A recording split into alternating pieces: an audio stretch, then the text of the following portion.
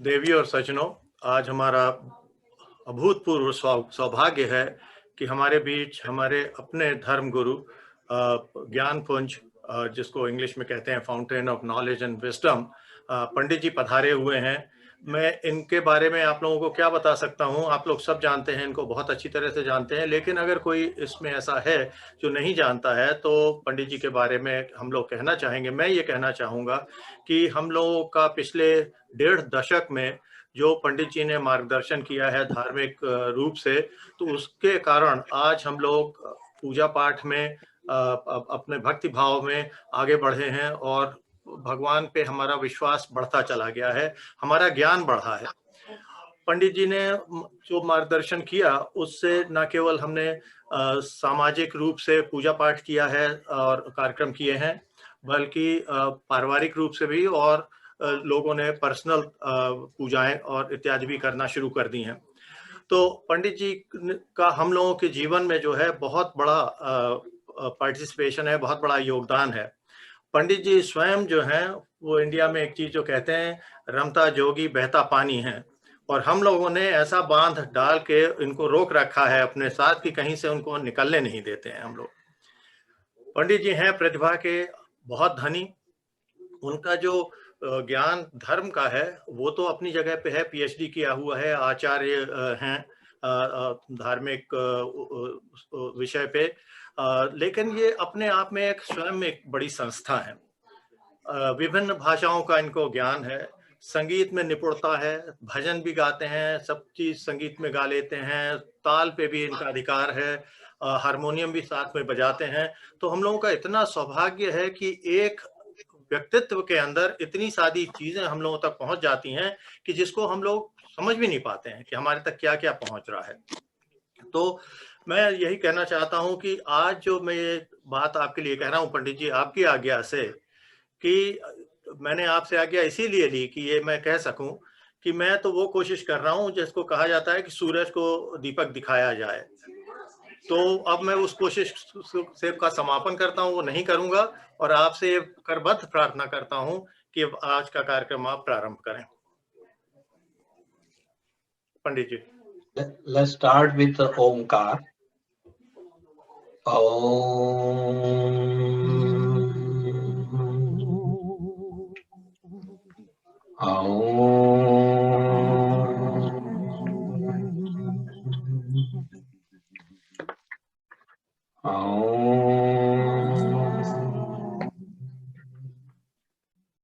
ओंकार बिंदु संयुक्तम नित्यं ध्यायन्ति योगिनः कामदं मोक्षदं चैव ओंकाराय नमो नमः। अयोध्या मथुरा माया काशी कांची यवंतिका पुरी द्वारावती चैव सप्तैता मोक्षदायिका। ह्रीं गांगं वारी मनोहारी मुरारी चरणच्युतम् त्रिपुरारी शिरश्चारी पापहारी।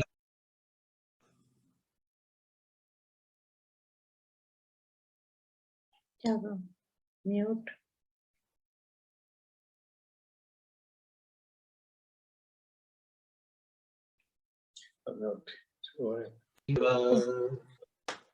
श्री कृष्ण गोविंद हरे मुरारे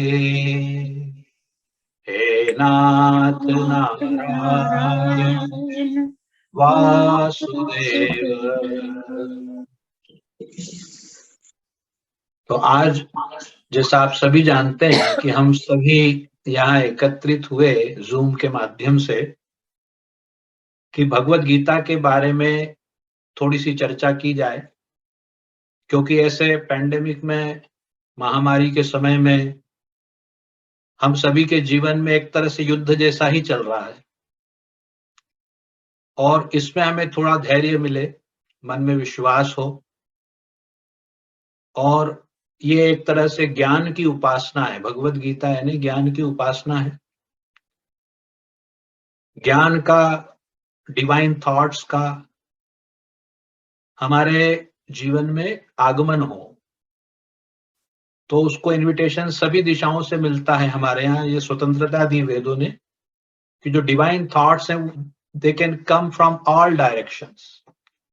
तो जहां से भी आपको अच्छा कुछ सीखने को मिले उसे सीख लेना चाहिए। तो गुरु दत्तात्रेय जी ने देखिए कबूतर से भी सीखा, मछली से भी सीखा, एक छोटी बच्ची से भी सीखा, 24 गुरु बना दिए उन्होंने, और ये कहा कि भाई देखो, ज्ञान आप कहीं से भी प्राप्त कर सकते हैं, आपके मन में जिज्ञासा होना चाहिए। व्यास जी भी कहते हैं अथातो ब्रह्म जिज्ञासा, मुझे ब्रह्म को, ईश्वर को जानना है। तो ये प्रस्थान त्रयी में आता है। ब्रह्म सूत्र एक है, एक उपनिषद है, और तीसरा ये भगवत गीता है। भगवत गीता यानी सारे उपनिषदों का सार। जो हमारे सनातन धर्म का आधार है वो है वेद, वेदवाणी। वेद ही हमारे धर्म का जो है जड़ है। और आपको मालूम है कि जड़ का क्या महत्व होता है, जो रूट होती है उससे हमें जुड़े रहना चाहिए। अमेरिका में भी रहकर यदि हम अपने भारत के से जुड़े हुए हैं, भारत की सनातन धर्म की व्यवस्था से, परंपरा से जुड़े हुए हैं, तो ये बहुत प्रसन्नता की बात है। मनुष्य को हमेशा जमीन से जुड़े रहना चाहिए। इसलिए जब पूजा पाठ होता है तो देखिए जमीन पर आसन लगा करके हम लोग जमीन से जुड़ जाते हैं। ऐसे व्यक्तियों का कहता है बड़ा रिस्पॉन्सिबल पर्सन है, जमीन से जुड़ा हुआ व्यक्ति है, विनम्र है। ठीक है। और आजकल मैं चेयर भी यूज कर लेता हूं, क्योंकि भाई जैसा समय है, जैसी परिस्थिति है, उम्र है, उसके हिसाब से आप सुखासन में बैठ करके ज्ञान की उपासना करें। भगवत गीता में जो स्पीकर हैं वो भगवान श्री कृष्ण हैं मुख्य रूप से। वैसे संजय धृतराष्ट्र भी हैं, उसमें आता है, लेकिन मुख्य रूप से आप देखें तो बातचीत है भगवान श्री कृष्ण की और अर्जुन की। और जो पहला अध्याय है उसमें अर्जुन ने कहा है कि भाई मेरे रथ को दोनों सेनाओं के बीच में ले जाके मैं देखना चाहता हूं कि दोनों सेनाएं कैसी दिख रही हैं। और दोनों तरफ उसको ये नजर आता है कि मेरे अपने लोग हैं। और जब वो देखता है कि मुझे युद्ध करना है गुरु द्रोणाचार्य से, जिन्होंने मुझे इतने प्यार से सब चीजें सिखाई है, जिन भीष्म पितामह की गोद में मैं पला बड़ा हूं, उनके साथ मुझे युद्ध करना है, तो वो ये सब देख करके घबरा जाता है। और भगवत गीता यही सिखा रही है, इसका यही इंपॉर्टेंस है कि हमें कैसे भी क्षण आए जीवन में घबराना नहीं है। You have to be brave. तो वो ब्रेव कैसे बने उसका ज्ञान है आगे के अध्यायों में। अब जब सामने देखा कि अपने लोग हैं, उसके पहले भी कई युद्ध लड़ चुका है अर्जुन, और किसी को मारते समय उसके मन में कोई ग्लानि या ऐसा शोक मोह नहीं आया, लेकिन आज उसको मोह हो गया अपने परिवारजनों को देख करके, अपने लोगों को देखकर, इनके साथ कैसे युद्ध किया जाए, इससे तो बड़ा अधर्म होगा। इससे तो उसने यहां तक कह दिया कि इससे तो अच्छा है कि मैं भिखारी बनकर के रह लूंगा, भिक्षुक बन जाऊंगा। जो संसार का सर्वश्रेष्ठ धनुर्धर है वो ऐसी बात करता है, और एक सोल्जर को ऐसी बात करना कि मैं युद्ध नहीं लड़ूंगा, तो ये शोभा नहीं देता। भगवान श्री कृष्ण को पहले थोड़ा क्रोध भी आया हल्का, उन्होंने समझाया भी, बड़े प्रेम से भी समझाया, और ये कहा कि एक क्षत्रिय का जो धर्म है, एक सोल्जर का जो ड्यूटी है वो युद्ध करना है, युद्ध से भागना नहीं है। जैसे किसी हॉस्पिटल में यदि पेशेंट ज्यादा आ जाए और डॉक्टर बोले कि मैं तो घबरा गया और मैं वो भाग जाए, वहां से नर्स भाग जाए, वार्ड बॉय चले जाएं, ऐसा हुआ है एक दो जगह भारत में, तो ये अपनी ड्यूटी छोड़ करके जाना, ये एक तरह से युद्ध से, क्षेत्र से पलायन करना होगा। लेकिन वहीं पर हजारों ऐसे योद्धा हैं जो दिन रात लगे हुए हैं और सेवा में, अपने परिवार का और अपने प्राण की भी परवाह नहीं कर रहे और सेवा कार्य में लगे हैं। ये कर्म करने की प्रेरणा हमें भगवत गीता से मिलती है। जिसके संस्कार अच्छे हैं, जिसने कभी भगवत गीता को सुना है, समझा है, वो कभी युद्ध क्षेत्र से पलायन नहीं करता। वो बहादुर अर्जुन की तरह फिर बाद में लड़ता है। अर्जुन पहले तो, लेकिन उसके हाथ कांप रहे हैं और जो बड़ा ही श्रेष्ठ धनुष है गांडीव नाम का, वो उसके हाथ से छूट गया और वो तरह तरह की बातें, अपनी कायरता को छिपाने के लिए अर्जुन ने कई सारी शास्त्रों की एक दो बातें ऐसी भी कह दी जिससे ऐसा लगता है कि कोई बहुत बड़े पंडित जी बात कर रहे हैं, जबकि वो वास्तव में अपनी कायरता को छुपाने की कोशिश कर रहा। इसीलिए पहले अध्याय का नाम लिखा अर्जुन विषाद योग। पहले अध्याय का जो नाम है अर्जुन विषाद योग है। अर्जुन विषाद यानी अर्जुन को बड़ा ही किंग कर्तव्य मूड, यानी क्या करूं क्या ना करूं कुछ समझ में नहीं आ रहा। वो घबराहट के कारण बहुत कुछ बोल दे रहा है। तो उस घबराहट को भगवान ने समझा। अर्जुन की एक बात अच्छी है कि वो भगवान श्री कृष्ण को मित्र मानता है और मित्र मानने के साथ साथ में आज उन्होंने भगवान को अपना गुरु भी बना लिया। तो कार्पण्य दोषो परत स्वभाव, ये मेरा स्वभाव तो नहीं है कायरता का, मैं तो बहुत बहादुर हूं, मेरी सारी संसार प्रशंसा करता है, लेकिन आज ये कायरता मेरे मन में क्यों आ गई है। तो कह रहा है कार्पण्य दोषो परत स्वभाव पृच्छामि त्वाम धर्म सम्मूढ़। धर्म क्या है ये मैं आपसे पूछता हूं। यच्छ्रेयः स्यान् निश्चितं ब्रूहि तन्मे शिष्यस्ते हम शाधिमाम त्वाम प्रपन्नम।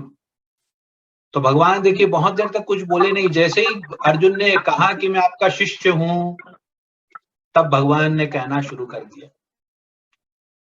तो शिष्य बनना भी बड़ा आवश्यक होता है और उसमें विनम्रता आ गई। उसने ये कह दिया कि शाधिमाम, मेरी रक्षा करिए, हे प्रभु श्री कृष्ण, हे माधव, हे मधुसूदन, मेरी रक्षा करिए। मुझे पता नहीं चल रहा है कि मुझे क्या करना है क्या नहीं करना। So sometime it happens that situation is so difficult कि गवर्नमेंट को भी पता नहीं होता है कि उन्हें अब करना क्या है। तो फिर वो कहते हैं कि अब लास्ट जो है हमारे पास ऑप्शन है, लॉकडाउन कर दिया जाए। क्योंकि अब कुछ समझ नहीं आ रहा आगे क्या किया जाए, कैसे व्यवस्था को संभाला जाए। तो फिर एक उसको संक्रमण को रोकने के लिए, धीमी गति करने के लिए लॉकडाउन कर दिया जाता है। तो ऐसे ही अब अर्जुन की स्थिति समझ नहीं आ रहा क्या करें। तो फिर जो एडवाइजर हैं आपके, जो आपके गुरु हैं, वो श्रेष्ठ होना चाहिए। और भगवान श्री कृष्ण से श्रेष्ठ कौन है? वो सर्वोत्तम है। तो ऐसे भगवान श्री कृष्ण वो कैसे हैं? उनके अनेक नाम हैं। उनका वो हमेशा आपने देखा हो कि बंसी बजाते हैं और मुस्कुराते रहते हैं। भगवान श्री कृष्ण की एक खास बात है कि बंसी बजा रहे हैं और मुस्कुरा रहे हैं। तो चाहे कैसी भी परेशानी हो, लोग कह देते हैं भाई भगवान है तो भगवान तो मुस्कुराएंगे ही, उनको क्या परेशानी। लेकिन यदि उनके जीवन चरित्र को देखें तो जन्म ही उनका जेल में हुआ। जिसका जन्म ही जेल में हुआ हो तो कितनी बड़ी परेशानी है उस बच्चे की। उन बच्चों की तरफ आप थोड़ा विचार करें कि हमारे समाज में जो बच्चों का जन्म जेल में होता है, उनकी कैसी विचित्र मनस्थिति हो सकती है। और फिर आफ्टर सम टाइम ये होता है कि भाई वो बचपन में उनको दूध की जगह जहर पिलाया जा रहा है।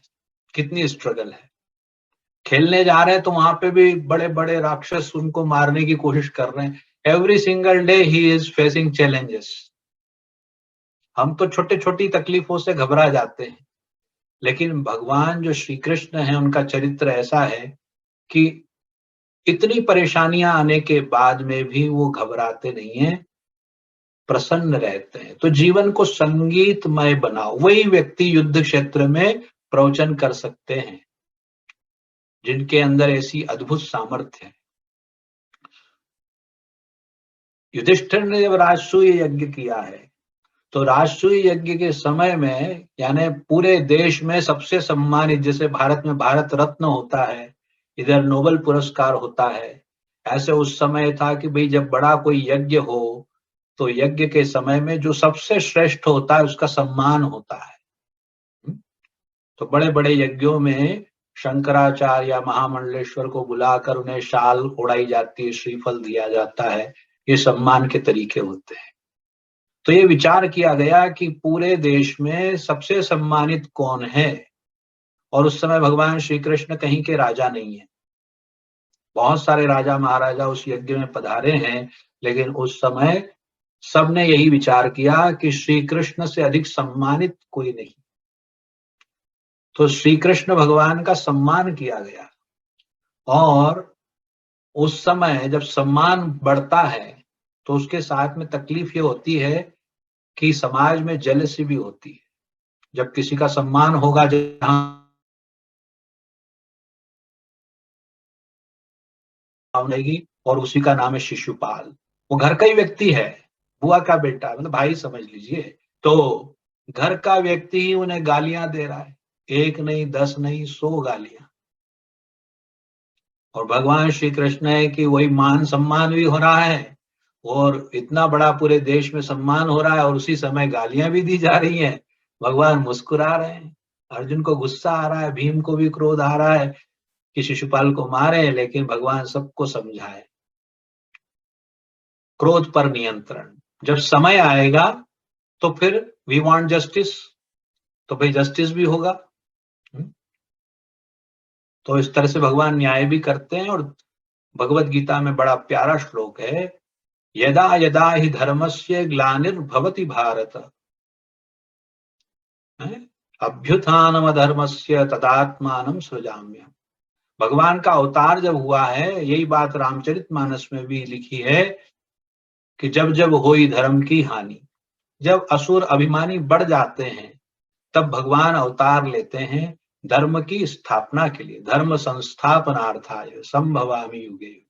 तो भगवान का अवतार हुआ, और इसमें एक अद्भुत घटना जो हम सब के लिए बहुत बड़ी ब्लेसिंग रही है, वो ये है कि अर्जुन के माध्यम से भगवान श्री कृष्ण ने हम सबको बहुत ही सुंदर उपदेश दे दिया। वो किसी एक जाति के लिए नहीं है, वो किसी एक देश के लिए नहीं है, संपूर्ण मानवता के लिए है। सभी के लिए समान रूप से यह उपदेश लाभकारी है। तो दिव्य औषधि है भगवत गीता, वह गीत है जिसको भगवान ने स्वयं अपने मुख से गाया और ये कह दिया कि ये मेरा हृदय है, सारे उपनिषदों का सार है। तो वेद हैं जो भगवान की श्वास हैं, उन्हीं को उपनिषद में ये समझाया गया है। सार रूप में एक मंत्र है उपनिषद का कि ईशावास्य इदम सर्वम, ईशावास्यम इदम सर्वम, ये जो कुछ भी दिख रहा है, ज्ञान की बात है भगवत गीता में। तो यही अर्जुन को समझाया है कि ईशावास्यम इदम सर्वम, ये जो कुछ भी दिख रहा है वो सब ईश्वर ही है। सर्वम शिवम है, सब कुछ सत्य है, शिव है और सुंदर है। ईशावास्यम इदम सर्वम यत्किंच जगत्याम, जो कुछ भी आप सूर्य चंद्र पृथ्वी जमीन पर्वत नदी तालाब मनुष्य पशु पक्षी पौधे, ये सब जो कुछ भी दिख रहा है यह सब ईश्वर का ही स्वरूप है। तेन त्यक्तेन भुंजी था, और इन सब का जो मालिक है, वो सभी चीजों का मालिक कौन है? वो भगवान ही है। और उस आपको यदि कोई चीज मिल जाए तो उसका आप त्याग पूर्वक उसका उपयोग करें, सदुपयोग करें, बहुत ज्यादा इकट्ठा न करें। तेन त्यक्तेन भुंजीथा मा गृदः कस्य स्विद्धनम, लालची न बने। मा गृदः, तो यहाँ ग्रीड शब्द आता है संस्कृत में, गृदः, वहीं ग्रीड आ गया, लालच। मां यानी नहीं, लालच नहीं करना है। और कस्य स्विद्धनम, धन किसका है? भगवान श्री कृष्ण ने अर्जुन को यह आज्ञा तो दी है युद्ध करना है, लेकिन उसके पहले शांति दूत बन के गए हैं। He is messenger of peace and love. तो शांति दूत बनकर के ये गए हैं कि अपनी तरफ से उन्होंने जब बात बनते नहीं दिखी कि कोई डील नहीं हो रही है, तो आखिरी में उन्होंने ये कह दिया कि ठीक है, वो 5 भाई हैं, उनको 5 गांव ही दे दो भैया, तो शांति हो जाएगी, इतना बड़ा युद्ध नहीं होगा। तो वो 5 गांव भी दुर्योधन, वो तो कहता है कि सुई की नोक के बराबर भी जमीन नहीं दूंगा। इसी का नाम है लालच, अहंकार, कि अपने भाई को भी वो कुछ देना नहीं चाहता। और भगवान और हमारे जो शास्त्र हैं, उनमें तो राम और भरत कैसे भाई हैं, उनके प्रेम को दिखाया गया है। दूसरी तरफ संसार की सच्चाई को भी दिखाया गया कि यहाँ दुर्योधन जैसे लोग भी हैं जो त्याग करना नहीं चाहते। तो मां हृदय कश्य से, ये उपनिषदों का आदेश है हमारे सभी हिंदू भाई बहनों के लिए, सनातन धर्म को मानने वालों के लिए, कि लालच नहीं करना है, धन किसी का नहीं होता है, जो कुछ मिला है उसे ईश्वर का प्रसाद समझ करके त्याग पूर्वक जीवन में काम में लेना है, उससे किसी का भला हो, परिवार का पालन पोषण हो। दूसरे अध्याय में फिर भगवान श्री कृष्ण बहुत अच्छी अच्छी बातें बता रहे हैं। सांख्य योग नाम है, और इसमें ये बताया गया है कि योगी बन जाइए। योगी बनने का मतलब है, अर्जुन को ये कहा है कि युद्ध तो करना है, लेकिन लाभ और हानि को तोलना नहीं है कि क्या लाभ होगा क्या हानि होगी, बस तू अपना कर्म करता रहे। कर्मण्येवाधिकारस्ते मा फलेषु कदाचन मां कर्म फल हेतुर्भुर्मा ते संगो स्वकर्मणि। हे अर्जुन, तू कर्म कर और फल की इच्छा मत कर। अब यह कैसे संभव है कि हम कर्म करें और फल की इच्छा भी नहीं करें? मनुष्य तो क्या चाह रहा है कि मैं कर्म करूं, कोई भी काम करूं, मुझे सेम टाइम रिजल्ट चाहिए। बड़ी बड़ी कंपनियों में जॉब देते हैं, वो अपने वर्कर को ये कहते हैं वी वांट रिजल्ट, है ना, बोलते हैं कि नहीं? जो बॉस होता है वो बोलता है वी वांट रिजल्ट। रिजल्ट नहीं दे रहे हो तो फिर यू आर फायर। जो रिजल्ट देगा उसको हायर करेंगे। तो रिजल्ट की बात तो संसार में तो बड़ी प्रसिद्ध है कि भाई रिजल्ट देना पड़ेगा। बच्चा एग्जाम देता है तो वो फेल होने के लिए नहीं देता, वो पास होने के लिए एग्जाम देता है। और भगवान कह रहे परिणाम की चिंता मत करो। इसका मतलब है कि एक गुरु मंत्र आ गया कि भाई आपको स्ट्रेस नहीं लेनी है, आप जो भी काम कर रहे हैं आप उस काम को मन लगा के करिए, कर्म तो करना ही होगा। मनुष्य का जो शरीर है उससे कर्म किए बिना रह ही नहीं सकते। जब हम सो भी रहे हैं तो उस समय भी सांस ले रहे हैं, और श्वास लेना भी एक कर्म है। और ब्रीदिंग इज सो इम्पॉर्टेंट। और हमारे जीवन में 2 चीजों का बड़ा महत्व है, गीता का ज्ञान और दूसरा है प्राणायाम। प्राणायाम से मनुष्य का शरीर स्वस्थ होता है, और श्वास पर जिसका नियंत्रण है,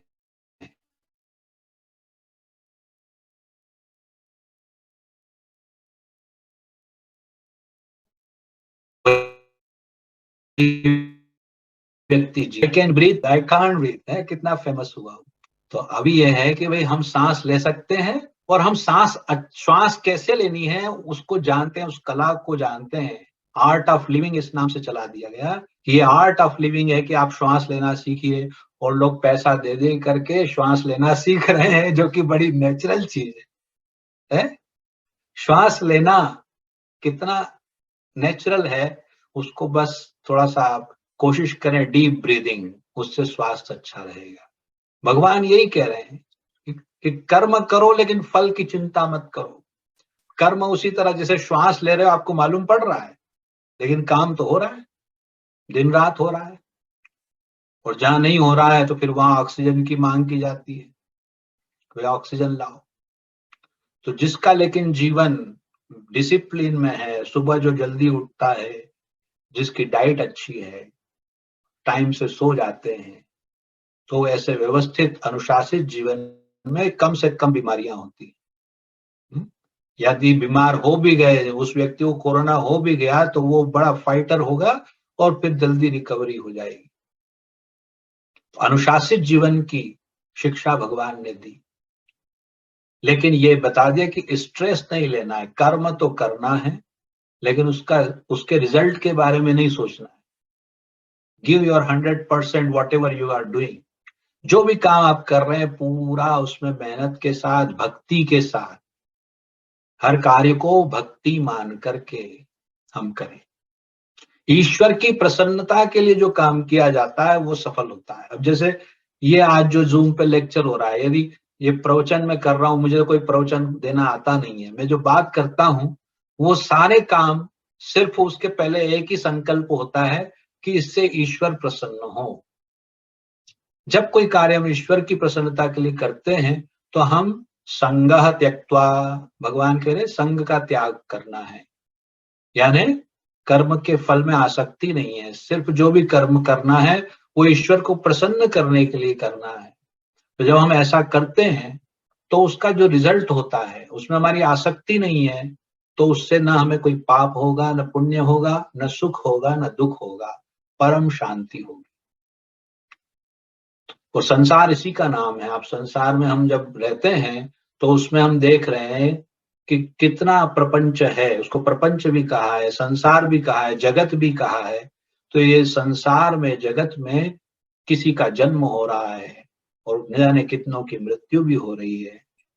ये सब चला आ रहा है और मनुष्य कर्म कर ही रहा है। कोई अच्छे कर्म कर रहा है, कोई बुरे कर्म कर रहा है, ये भी हम देख रहे हैं। अच्छे कर्म भी हो रहे हैं, बुरे कर्म भी हो रहे हैं और इनके रिजल्ट भी हो रहे हैं। पाप भी हो रहा है, पुण्य भी हो रहा है। पाप के कारण दुख भी हो रहे हैं और पुण्य के कारण सुख भी हो रहे हैं। सभी चीजें एक साथ हो रही है और इसी जगत के चक्रव्यूह से निकलना, उसको मोक्ष कहते हैं। तो मोक्ष की प्राप्ति कैसे हो, उसका जो साधन है वो है भगवत गीता का ज्ञान। इसमें 4 प्रमुख बातें 15वें अध्याय में बताई है जो मुझे बड़ी प्रिय हैं। और इस 15वें अध्याय को पुरुषोत्तम योग नाम कहा है और उसके अंदर ये 4 मुख्य चीजों पे फोकस किया भगवान ने। और इसी का पाठ सारे संत महात्मा करते हैं कि भाई पूरी भगवत गीता तो 700 श्लोक है, कब याद होगा? तो कम से कम 15वां अध्याय हमें याद हो जाए, पुरुषोत्तम योग, तो उससे हमें सारे शास्त्रों का ज्ञान और पूरी भगवत गीता का ज्ञान हो जाता है। तो भाई सिंपल वे भी तो बताना होगा ना लोगों को कि भाई सिंपल क्या है। आज समय की लोगों को कमी है, तो कम से कम हम 15वें अध्याय का ही चिंतन मनन करें। उसमें ये बताया कि संसार रूपी वृक्ष है, इसकी जो है जड़ें ऊपर हैं, परमात्मा, परमात्मा जड़ है वो ऊपर है और बाकी फिर पत्ते हैं जिससे वृक्ष की शोभा होती है, वो वेद शास्त्र है। 3 गुणों के पानी से सिंचित है यह संसार। इसमें हमें यह जानना चाहिए कि हमारा शरीर कैसा है। तो उस शरीर की व्यवस्थाओं को अलग अलग ढंग से समझाया। दूसरे अध्याय में भी ये 13वें श्लोक में ये बात कही गई कि 3 अवस्था मुख्य है। पहला बचपन है, तो बचपन होता है तो उस समय आत्मा उसके अंदर होती है, बच्चे के अंदर होती है ना। और फिर वो जब बड़ा होता है, जवान हो गया, तो वो आत्मा बदलती है क्या? वो आत्मा सेम रहती है, शरीर बदलता है। शरीर बदलता है, आत्मा नहीं बदलती। और फिर जब बुढ़ापा आ जाता है तब भी शरीर में चेंजेस आए हैं, आत्मा में चेंजेस नहीं आए।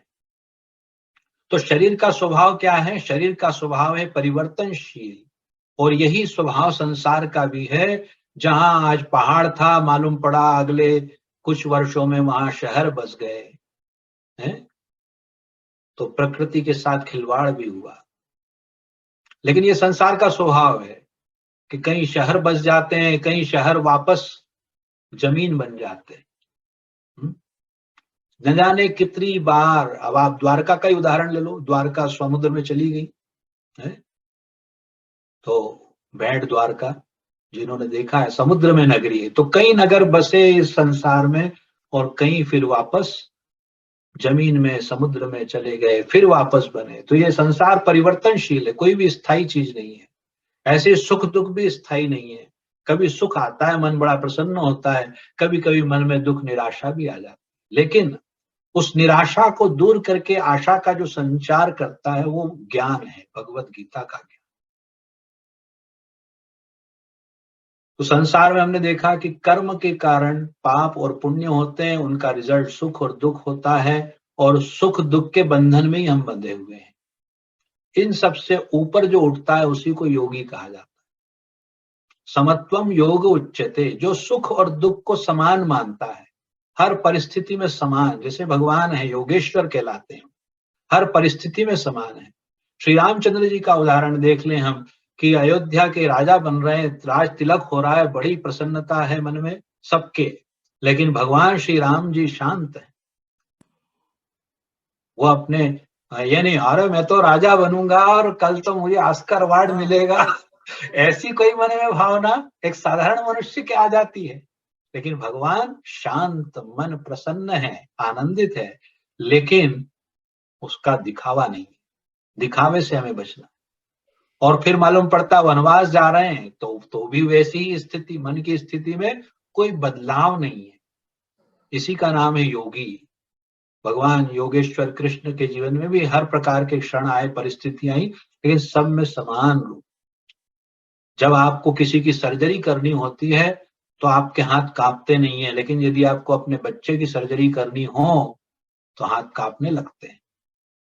ऐसा मोह के कारण होता है। तो हर परिस्थिति में जो समान है उसके लिए, जैसे हर दिन वो कार्य करता है, उसी तरह से अपने बच्चों का इलाज भी वो कर पाता है। वही श्रेष्ठ है, वही उत्तम है। और ऐसे उत्तम कहा गया है आत्मा को, जो शरीर के अंदर बैठा है उसको भी हमने जानना है। दूसरे अध्याय में बताया कि जैसे जन्म के बाद में बच्चे को हमने देखा, बच्चा बड़ा हुआ, यंग हो गया, फादर बन गया, लेकिन उसकी आत्मा में कोई चेंजेस नहीं आया, शरीर में बदलाव आया। ग्रैंडफादर हुआ, दादा नाना बना, उसमें भी कोई चेंजेस नहीं आया। आत्मा वही रही, शरीर में बदलाव आया, लोगों ने नाम अलग अलग ढंग से बोलने लगे। लेकिन फिर देहांतर प्राप्ति तत्र, देहांतर होता है, यानी देह छोड़ करके वही आत्मा जब दूसरे शरीर में जाता है तो उसके शरीर के सारे जो संबंधी हैं वो रोने लगते हैं। रोना आ जाता है क्योंकि इतने वर्षों का संबंध होता है, लेकिन हमारा संबंध वो शरीर से होता है, और शरीर का तो भस्म होना निश्चित है। जिसका जन्म होता है, शरीर का जन्म होता है, तो दूसरे अध्याय में ये श्लोक भी बड़ा महत्वपूर्ण है कि जातस्य ही ध्रुवोर जन्म मृत्यु हो, जिसका जन्म हुआ है उसकी मृत्यु निश्चित है। और जो चीज निश्चित है, जिसमें आप कुछ भी चेंज कर ही नहीं सकते, संसार का कोई भी व्यक्ति उसमें है अर्जुन चेंज नहीं कर सकता। तो इसलिए तो भीष्म के लिए, गुरु द्रोण के लिए, इनका चूंकि जन्म हुआ है, इनकी मृत्यु निश्चित है। अपना विराट स्वरूप भगवान दिखाते हैं, उसमें यह भी बता दिया कि दिव्य चक्षु दे दी अर्जुन को, दिव्य चक्षु यानी ज्ञान की आंखें दे दी। अर्जुन को पता लग गया कि सब कुछ परमात्मा से ही आ रहा है और वापस परमात्मा में जा रहा है और फिर आ रहा है। तो ये साइकिल चल ही रहा है जन्म मृत्यु का। इसको कहते हैं जन्म मृत्यु जरा व्याधि। जन्म है, फिर जन्म के साथ बुढ़ापा भी आता है, बीमारियां भी आती हैं, मृत्यु भी आती है। तो उस सब में समान अवस्था में रहना है। शीत उष्ण, ठंडा भी होगा, गर्म भी होगा। संसार की चीजें ऐसी हैं, जो चीज आज सुख दे रही है वो कभी दुख भी देगी, और जो दुख दे रही है वो सुख भी देगी। परिस्थिति के ऊपर, जैसे आप हीटर यूज करते, ठंड लगी आपने हीटर ऑन कर दिया और हीट आपको बड़ी अच्छी लगी। अब गर्मी हुई और 90 के ऊपर टेम्परेचर जा रहा है, आप कहाँ हीट ऑन करते हो? भाई हीटर से तो आपको सुख मिलता था, अब वो हीटर ऑन करोगे तो दुख मिलेगा। यही स्थिति ऐसी की है। तो संसार की चीजें ऐसी हैं जो आपकी लाइफ को कंफर्टेबल बना रही हैं, वही चीज कहीं ना कहीं अनकंफर्टेबल भी फील करा सकती है। ये संसार का स्वभाव है, परिवर्तनशील है। ऐसे ही सुख और दुख भी, कभी सुख आते हैं वही चीज दुख देने लगती है ना। सुख और दुख का भी कोई खास अस्तित्व नहीं है। तो अस्तित्व किसका है? आत्मा का है। वही आत्मा जैसे पुराने कपड़ों को हम त्याग कर देते हैं, नए कपड़े पहनते हैं, वैसे ही वह वासांस जीर्णानि यथा विहाय, ये भी सुंदर श्लोक है। इसमें बताया है कि भाई शरीर का तो कपड़े की तरह स्थिति है, पुराना हो गया, फट गया, उसको छोड़ना ही पड़ेगा, फिर नया शरीर, नया वस्त्र धारण करना। लेकिन जो आत्मा है उसको कोई शस्त्र छेदन नहीं कर सकता है। नैनम छिन्दन्ति शस्त्राणि, ये सब दूसरे अध्याय के बड़े सुंदर श्लोक हैं। और इनका दुख जब परिवार में कोई संकट आता है तो उस समय यही दूसरे अध्याय के श्लोकों का पाठ करते हैं। लेकिन पुराण पुरुषोत्तम का जो पुरुषोत्तम योग है वह अद्भुत है। उसमें शरीर और आत्मा के साथ में परमात्मा की बात की है कि संसार के स्वभाव को जानो, शरीर के स्वभाव को जानो, शरीर में रहने वाले आत्मा को समझो, और फिर आत्मा के भी रचयिता परमात्मा को समझो। परमात्मा कैसे हैं, उनका दिव्य लोक कैसे है। तो यहां पर यह बताया कि जहां जाने के बाद वापस आना नहीं पड़ता, वो परम धाम भगवान का दिव्य धाम है। उसी के प्रकाश से सूर्य प्रकाशित होता है। तो ऐसा प्रभु का दिव्य लोक है। और वो परमात्मा बड़े दयालु हैं। वो यही कहते हैं अर्जुन को कि जितनी सारी समस्याएं हैं वो तुम्हारी दो कारणों से है अर्जुन।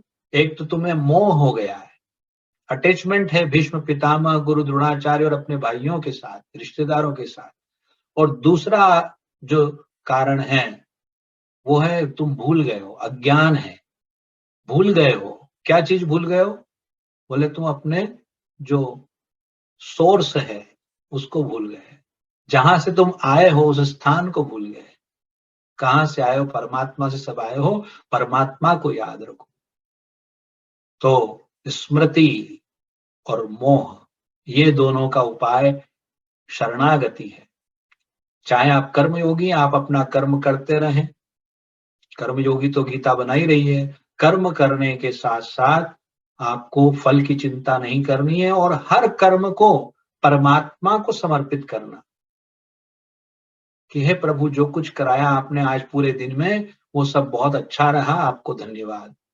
और यदि मुझसे कोई गलती हुई है तो मैं उसके लिए क्षमा प्रार्थी हूं। ऐसी क्षमा प्रार्थना रात को सोते समय करनी। अपनी लर्न फ्रॉम योर मिस्टेक, यदि कोई दिन भर में मिस्टेक की है उससे हमें लर्न करना, सीखना है। और फिर एंजॉय द प्रेजेंट मोमेंट, ये ज्ञान भी उपलब्ध है कि वर्तमान का आपको आनंद लेना है। बहुत ज्यादा भूतकाल की चिंता नहीं करनी, कल क्या हुआ था, और आने वाले भविष्य की भी बहुत चिंता नहीं करनी है। उसको तो आप वेलकम ही कर सकते हो भविष्य को, कि आने वाला भविष्य जो होगा बहुत अच्छा होगा। दुनिया में वर्ल्ड वार 1 हुआ, वर्ल्ड वार 2 हुआ, अभी रिसेंटली 100 ईयर्स की हिस्ट्री देख लें आप, तो कैसे कैसे भयंकर कठिनाइयों का सामना इस दुनिया ने किया। अब ये पैंडेमिक का समय है, तो इसके बाद में भी जो होगा बहुत अच्छा होगा। ये भी गीता ज्ञान आपने पढ़ा होगा कि जो हो रहा है अच्छा हो रहा है, जो होगा अच्छा होगा। तब भाई ये कोरोना में क्या अच्छा है? तो भाई टाइम, इंतजार करिए, धैर्य रखिए। थोड़े समय बाद आपको इसकी अच्छाई भी मालूम पड़ेगी। इसके कारण बहुत सारी चीजें कौन कौन सी अच्छी हुई, ये आने वाला समय बताएगा। तो उसका अभी फिलहाल हम ये नहीं कह सकते कि जो हो रहा है अच्छा हो रहा है। आज की स्थिति तो ये है कि भाई सावधानी रखो, मास्क लगाओ, सोशल डिस्टेंसिंग, जो भी आपको नियम बताते हैं, फॉलो द रूल्स। तो अंत में सार भगवान ने, जब अर्जुन ने बहुत सारे क्वेश्चन किए, बहुत सारे उनके आंसर हैं, तमाम ढंग से समझाया, जब अर्जुन फिर भी उसका भ्रम का नाश नहीं हो रहा, तब भगवान ने कहा कि अब तू सब कुछ छोड़ दे। सर्वधर्मान परित्यज्य मामेकम शरणं व्रज, अहम त्वाम सर्व पापेभ्यो मोक्षयिष्यामि मा शुचः। हे अर्जुन, सब कुछ छोड़ करके बस तू मेरी शरण में आ जा, यानी परमात्मा की शरण, यही सार बता दिया उसे। और तू यदि पाप होने से डर लग रहा है तुझे कि मुझसे पाप हो जाएगा, तो उसकी चिंता मत कर, मैं तुझे पाप से मुक्त करूंगा। अहम त्वाम सर्व पापे मोक्षयिष्यामि मा शुचः, तू रोए मत, तुझे मैं मुक्ति प्रदान करूंगा यदि तू मेरी शरण में आ जाता। तो सब कुछ छोड़ के, शुरुआत में शरण में तो था ही, गुरु तो बना ही लिया था। अब विराट स्वरूप देखने के बाद में यह भी ज्ञान है कि ये जो, जिनको मैं मित्र समझ रहा हूं, जो गुरु भी हैं, वो वास्तव में भगवान स्वयं है। यह ज्ञान हो गया। उसने कह दिया, रिजल्ट क्या भगवत गीता का? नष्टो मोह स्मृते लब्ध्वा। हे प्रभु, हे नारायण श्री हरि, आपकी कृपा से मेरा जो मोह था वो नष्ट हो गया और आपकी कृपा से ही मुझे याद आ गई कि मेरे सच्चे मित्र आप ही हैं। आप ही, आपके अलावा कोई है ही नहीं। ये ज्ञान हो गया। तो यही, इसी का नाम स्मृति है। तो हम सब भी ये सब छोटी छोटी बातें याद रखें। बहुत सारी बातें इनमें समझाई जा सकती हैं, समझी जा सकती हैं। आई एम स्टिल लर्निंग, क्योंकि भगवत गीता ऐसा ग्रंथ है जिसको कोई भी मनुष्य, चाहे वो कितना भी प्रतिभा संपन्न हो, पूरा जीवन पढ़ने के बाद भी उसको हर बार कुछ नया सीखने को मिलता है। तो इसलिए मैं हमेशा नया सीखने की कोशिश करता हूँ और आप लोगों से भी सीखने की कोशिश करूंगा आपके प्रश्नों के माध्यम से। यदि आपको किसी को कोई क्वेश्चन हो, प्रश्न हो, तो वो मुझसे पूछ सकते हैं। यदि मुझे आता होगा तो मैं बताऊंगा, नहीं तो नेक्स्ट टाइम उसका उत्तर लेके आऊंगा, क्योंकि मैं भी सीख रहा हूँ आपकी तरह। If you have any question, anybody is having any question, please let me know. पंडित जी बहुत बहुत धन्यवाद आपको। मुझे इतना ज्ञान तो नहीं है कि मैं कोई प्रश्न पूछ सकूं, क्योंकि प्रश्न पूछने के लिए भी ज्ञान की आवश्यकता होती है, लेकिन एक शंका समाधान की जरूर आवश्यकता है। और वो ये है कि अगर श्लोक का ध्यान रखें और श्लोकों को समझें, तो कहते हैं कि अर्जुन को अपनी कायरता को छुपाना पड़ रहा था। लेकिन मुझे ऐसा लगता है, और वही मेरी शंका है, कि अर्जुन को कायरता थी या उसके मन में द्वंद्व चल रहा था, उस दुविधा में था कि ये मैं क्या कर रहा हूँ। तो दुविधा और कायरता में फिर कैसे हमको लगेगा कि श्लोक तो कहता है कायरता थी, ये तो सच बात है, लेकिन मन में ये नहीं लगता कि अर्जुन जो इतना वीर था उसके मन में ये दुविधा जरूर रही होगी, लेकिन वो उसके अंदर जो कमजोरी आई वो कायरता की निशानी थी या दुविधा की निशानी थी। हाँ, तो उसका जो उसके बात करने से पता चलता है, उसकी जो बॉडी लैंग्वेज है उससे पता चलता है। तो जब धनुष छूट जाए हाथ से, तो मतलब घबराहट है, वो घबराहट को आप कायरता भी कह सकते हैं। दूसरा, शब्दों के द्वारा भी उसने कहा मैं तो भिखारी बन जाऊंगा। नहीं भगवान कह रहे जी, हैं कि एक मिनट मैं कुछ कहना चाहता हूँ, हाँ क्योंकि जी, उस समय वो युद्ध भूमि में था और उसने जी, अपने हथियारों को छोड़ दिया था, इस वजह से कायरता शब्द यूज किया गया, प्रयोग किया गया। वह कायर नहीं था, लेकिन उस समय के कायर नहीं था। कायर उस कोई भी समय के हो। अनुसार उसका उस शब्द को प्रयोग में लाया गया। इसमें हमें एक चीज ध्यान रखनी है कि कोई भी मनुष्य वीर हो सकता है और कोई मनुष्य उसी जीवन काल में परिस्थिति के वश होकर कायर भी हो सकता है। तो उस थोड़े समय के लिए कायरता आती है, थोड़े समय के लिए अभिमान भी आता है, फिर भगवान उस अभिमान को भी दूर करते हैं। क्योंकि एक बार अभिमान भी हुआ कि भाई मैंने तो महाभारत युद्ध जीत लिया, तो उसके बाद में पता चला कि वो एक छोटा सा काम भी नहीं कर पाया एक बुढ़िया माँ जी का। तो बहुत सारे उदाहरण और कथाएं तो बहुत सारी, लेकिन हमारे लिए क्या फायदा है? तो हमें ये समझना है कि हमारे अंदर दोनों चीज आ सकती है, एक कायरता भी आ सकती है और द्वंद्व भी चल सकते हैं। द्वंद्व यानी कि मैं क्या करूं क्या नहीं करूं, ये चल रहा है, क्या सही है क्या गलत है, ये दोनों के बीच में लड़ाई हो रही है। और व्यक्ति क्या चुनता है, अर्जुन क्या चुन रहा है? जो इजी वे है, शॉर्टकट है सक्सेस का, वो लॉन्ग टर्म में तकलीफदायक है। वो शॉर्ट टर्म में तो बड़ा इजी है कि वो युद्ध के मैदान से भाग जाए और कह दे कि भाई मैं युद्ध नहीं करूंगा, है? तो ये तो ऐसी बात हो गई, इंडिया क्रिकेट मैच खेलने गया पाकिस्तान और फिर बोला कि यार ये तो हमारे भाई लोग हैं और हम तो इनको गेम में हरा नहीं सकते क्रिकेट में, और वापस आने लग जाए, तो कितनी देश की बदनामी है। तो अपने राष्ट्र से प्रेम, अपने स्वधर्म, अपनी वीरता से प्रेम, जो सैनिक का कर्तव्य है, उस कर्तव्य में हम जुटे रहे, हमारे अंदर हमेशा वीरता का भाव बना रहे। ये मनुष्य जब अर्जुन जैसा महारथी, संसार का सर्वश्रेष्ठ धनुर्धर, उसके अंदर ये भाव आ सकता है, तो किसी के अंदर भी आ सकता है।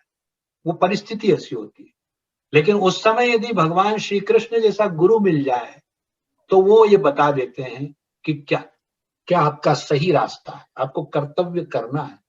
चाहे आप किसी भी परेशानी से जूझ रहे हो, उस समय आपको अपने कर्तव्य के पद को नहीं छोड़ना है।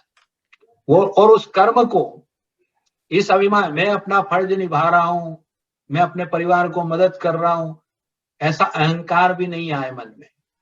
बस अपना कर्तव्य पूरा करना और उसको ईश्वर की सेवा मान करके चलना। तो डॉक्टर साहब का जो प्रश्न है कि द्वंद्व है या कायरता है, तो द्वंद्व भी है और उसमें उसकी एक्शन से ऐसा लग रहा है कि उसके अंदर कायरता का स्वभाव भी आ गया। तो इसीलिए भगवान ने उसको बताया है कि you should know your capacity, तुम क्या कर सकते हो, तुमको किस लिए बनाया गया है।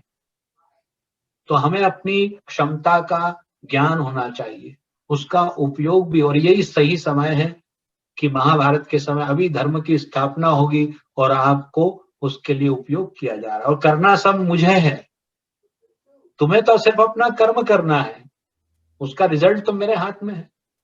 और फिर ये भी कहा आखिरी में, यत्र योगेश्वरः कृष्णो यत्र पार्थो धनुर्धर। तो जब अर्जुन को पहले अध्याय में जहां कमजोर दिखाया गया है, वहां पर 18वें अध्याय में ये भी बताया गया कि अर्जुन जैसा श्रेष्ठ भी कोई नहीं है। शिष्य के रूप में देखेंगे तो अर्जुन जैसा शिष्य होना चाहिए और गुरु भगवान श्री कृष्ण जैसा होना चाहिए। जहां योगेश्वर कृष्ण हैं, जहां पार्थ धनुर्धर भारत हैं, भारत भी उनका नाम है। और बार बार हमारी ये संस्कृति देखिए, गीता में आप देखेंगे कुंती नंदन उनको कहा गया, कौन्ते कौन्ते, गंगा पुत्र भीष्म, यशोदानंदन, देवकी नंदन श्री कृष्ण। तो मां से बच्चे की पहचान बताई जा रही है, हमारी संस्कृति रही है। तो पिछले कुछ वर्षों में थोड़े से नियम चेंजेस हुए, आजकल तो पासपोर्ट पे भी माँ का नाम देने लगे हैं। स्कूल में भी यदि किसी का पिता का नाम नहीं देना चाहती तो माँ का पूरा अधिकार हो गया कि भाई वो बच्चे का, नहीं तो पहले स्कूल वाले कहते थे कि भाई पिता का नाम दो है, लेकिन पासपोर्ट है तो भाई पिता का नाम के बिना पासपोर्ट नहीं बनता। अब आजकल तो नियम बदल गए कि भाई हमारी संस्कृति रही है कि माँ से बच्चे की आइडेंटिटी है, पिता से भी है, पिता का ही महत्व कम नहीं है, लेकिन माँ को हमारे यहाँ जो आज कहते हैं वुमन एम्पावरमेंट की बात होती है और वुमेन्स डे मनाते हैं, हमारी संस्कृति में शुरू से कितनी बार उसको कौन्तेय कहा, कुंती नंदन का। और ये दोनों जहां हैं, जब योग्य गुरु हो, शिष्य योग्य हो, तो फिर क्या होता है, तत्र श्रीर विजयो भूतिर ध्रुवा नीतिर्मतिर्ममा, वहां पर श्री होती है, सौभाग्य होता है, गुड लक होता है। वहीं पर विजय होती है जहां पर गुरु श्रेष्ठ हो और शिष्य भी श्रेष्ठ हो। तो द्वंद्व भी है, थोड़ा कायरता का स्वभाव भी कह सकते हैं, वो आ गया है, वो स्वभाव तो नहीं है, लेकिन वो कुछ क्षण के लिए आया है, उसको भगवान ने संभाल ली। जब भगवान साथ में है तो फिर किस चीज की कमी है, तो भगवान तारने वाले हैं। बहुत अच्छा प्रश्न है दीपक जी। तो ये आज और किस म्यूट कर लीजिए, अपना शंका समाधान करिए। पंडित जी से अगर आप कुछ पूछना चाहते हैं, प्रश्न करना चाहते हैं, कोई कमेंट करना चाहते हैं। पंडित जी मेरे को क्वेश्चन है। हाँ जी, ये तो सारा हम हिंदू धर्म इज सो कॉम्प्लिकेटेड कि हाँ मैं सोचती हूँ कि अर्जुन कायर नहीं था, लेकिन जब उसके अपने सामने आ गए उसने कायर, उसका मोह आ गया, जैसे दशरथ को राम का मोह आ गया। थोड़े समय के लिए, थोड़े समय के लिए, क्योंकि वो तो था ही क्षत्रिय, उसके वो रणभूमि में गया था मारने के लिए और अपनी ड्यूटी करके। और वही हम सब का हाल है, अपने जब होते हैं, अपने कुछ होता है तो हमारी नियत बिगड़ जाती है, नियत डावाडोल हो जाती है। तो हम दोनों शास्त्रों को कैसे करें, एक तरफ से दशरथ का मोह और दूसरी तरफ से कृष्ण का बोलना कि मोह मत करो, ये दोनों आपस में कॉन्ट्रडिक्ट करते हैं। और हम ये भी बड़ी अच्छी, हाँ ये बहुत अच्छी बात है कि जो दशरथ जी का मोह है वो उन्होंने वरदान में मांगा है। उन्होंने ये चाहा है कि जैसे मैं अपने पुत्र के बिना रह नहीं पाऊं। अब कोई यदि मोह ही मांगता है तो जो भगवान है, भगवान का नाम है दाता, वो देने वाले हैं। तो जो जैसा मांगता है, ये यथावाम प्रपद्यन्ते, जो जैसा मांगता है वैसा मैं उसको देता हूँ। रावण ने शत्रुता मांगी है तो रावण को शत्रु भाव से उसने भजन किया, भगवान ने वैसा ही उसको फल दिया। ऐसे ही दशरथ जी ने पुत्र भाव, पिता का जो होता है स्नेह, वो मांगा है। कि मैं एक पल भी आपके बिना नहीं रहूं और अंतिम समय तक राम राम कहता रहूं, वैसा उनको प्राप्त हुआ। हालांकि जो शास्त्र है, शास्त्र में जो प्रधान हमारा जो कारण है उसको पढ़ने का या अपने जीवन का, वो मोक्ष है। वो मोक्ष ज्ञान के द्वारा ही प्राप्त होता है, मोह से नहीं। मोह से बात बनेगी नहीं। संसार इसी में तो फंसा हुआ है कि ये मैं हूं, ये मेरा है। तो सारे बंधन इसी कारण है कि ये मैं हूं और ये मेरा है। इसी का नाम मोह है। इसी को ममता भी कह देते हैं। तो ममता है, मोह है, उससे जितना हम बचेंगे उतना हम परम शांति का अनुभव कर सकेंगे। लेकिन माया इतनी प्रबल है कि वो मोह से छुटकारा आसानी से नहीं होता। उसका एक ही उपाय है, ईश्वर का नाम। उनका नाम संकीर्तन किया जाए, उनके नाम को भजा जाए, और वही फिर कभी किसी रूप में, गुरु के रूप में आकर हमें ज्ञान प्रदान करे। उस ज्ञान के द्वारा ही हमारी मुक्ति होगी। नहीं ज्ञानेन सदृशम पवित्रम यह विद्यते। ज्ञान के समान पवित्र इस संसार में कुछ नहीं है। तो ज्ञान ही जब प्राप्त हुआ अर्जुन को, तो द्वंद्व भी दूर हो गया और उसका जो स्वभाव है, वापस जो क्षत्रिय स्वभाव है वो आ गया। उसकी स्थापना हो गई और धर्म की स्थापना हुई। दशरथ के मोह को श्रेष्ठ नहीं कहा जा सकता। उससे कौशल्या का ज्ञान ही श्रेष्ठ है। लेकिन पंडित जी, मेरा सोचने का क्या है कि गृहस्थ जीवन के लिए मेरे ख्याल से भागवत गीता बहुत सही पुस्तक नहीं है। ये बात तो ऐसा है ना कि भगवत गीता इसीलिए हमारे यहाँ जब करी जाती है, जब किसी के परिवार में मृत्यु होती है तो गरुड़ पुराण का पाठ किया जाता था। लेकिन गरुड़ पुराण की जो रचना हुई उसमें दान का बहुत महत्व बता दिया। और उसमें मनुष्य, क्योंकि हमारे ऋषियों को ये पता था कि आगे जाके सब कालाबाजारी होगी। वो रेमडेसिविर में वो मालूम पड़ा कि ग्लूकोज भर के ही बेच दिया है। तो ऐसे जो ब्लैक मार्केट होगी, मतलब मनुष्य घबरा नहीं रहा है। छोटी छोटी बच्चियों के साथ रेप हो रहा है। तो ये जो पाप कर्म हो रहे हैं, इससे बचे और पुण्य कर्म करे, इसके लिए दो उन्होंने बातें बताई। एक है स्वर्ग और एक है नरक। गरुड़ पुराण में उन्होंने नरक का भय बताया। तो जब उसमें किस तरह से मनुष्य को अपने कर्मों की सजा मिलती है, वो जब वर्णन होता है, लोग उसको पसंद नहीं कर पाते। तो इसलिए उन्होंने चेंज करके गरुड़ पुराण से अब कहा कि गीता ज्यादा अच्छी है, उसमें ज्ञान की बातें। तो वो थोड़ा सा अच्छा लगता है मन को सुनने में। और खास करके ये गीता का जो रीडिंग है या उसकी लिसनिंग है, वो ज्यादा इफेक्टिव तब होती है जब मनुष्य के जीवन में कोई दुख आता है, कोई परेशानी होती है, जब उसे ये समझ में नहीं आता। जब अर्जुन जैसी स्थिति होती है, जब ये समझ नहीं आता, द्वंद्व की स्थिति है कि क्या करूं क्या ना करूं, वो स्थिति कब बनती है? वो तभी बनती है जब बहुत बड़ा संकट आता है, या तो संसार में जैसे आया अभी वो, या घर परिवार में कोई अपना प्रियजन बिछुड़ जाता है, तो उस समय गीता के ज्ञान की आवश्यकता होती है ना। तो हर परिस्थिति और हर समय के लिए शास्त्र है। तो जब आप संसार में अपने किसी का बर्थडे मना रहे हैं, तो वहां पर गीता पाठ या गरुड़ पुराण नहीं हो सकता। वहां तो आपको बधाई गानी पड़ेगी और माता का जो है चौकी होगी, जागरण होगा, हर चीज के विधान है। खुशियां कैसे मनानी, उसके लिए भी शास्त्र हैं। दुख आया तो उस समय धैर्य को, ज्ञान को कैसे धारण करना। इसीलिए इसका जो है उपनिषद ब्रह्म विद्या का है। जब आप देखेंगे हर अध्याय के बाद में लिखा है हरिओम तस्य श्रीमद् भगवद गीतासु उपनिषत्सु ब्रह्म विद्यायाम योग शास्त्रे श्री कृष्णार्जुन संवादे। और उसके इतना लिखने के बाद फिर चैप्टर का नाम देते हैं। तो इसका मतलब ये ब्रह्म विद्या, ब्रह्म को जानने की, ईश्वर को जानने के लिए आपको ये पता होना पड़ेगा कि ये जो 9 द्वार हैं, आंखें, कान, नाक, ये सब बाहर की ओर देख रहे हैं, बाहर की चीजों में, संसार के विषय में रमे हुए हैं। एकमात्र उपाय है कि हम ईश्वर को जाने, तो वो शास्त्र के द्वारा, ब्रह्म विद्या के द्वारा ही होगा। वो ब्रह्म विद्या इसमें बताई, इसमें संसार की चीजें नहीं है।